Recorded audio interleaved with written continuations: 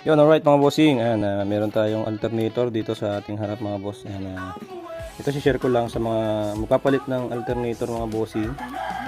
Make sure na bago nyo ikabit yung alternator na ipapalit nyo pagka surplus mga boss, dapat mapalitan nyo siya ng carbon brush. So ito yung carbon brush natin.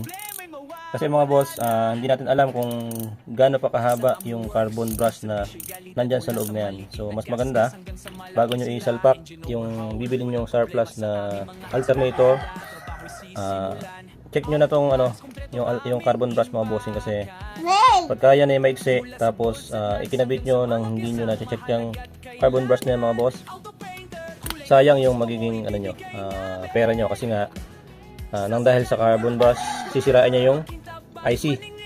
So make sure na mapalitan nyo ng carbon brush para mas tumagal yung alternator nyo. So yun, so ilang yung tips ko mga bossing pagka nagpalit kayo ng surplus na alternator.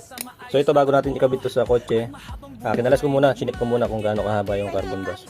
So itong alternator na to mga boss, halos bago pa. Kasi tingnan nyo yung mga tornilyo nya. Yan, sariwa yung tornilyo ng mga bossing.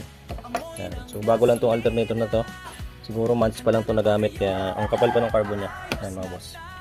Yan. So, yun lang mga bossing.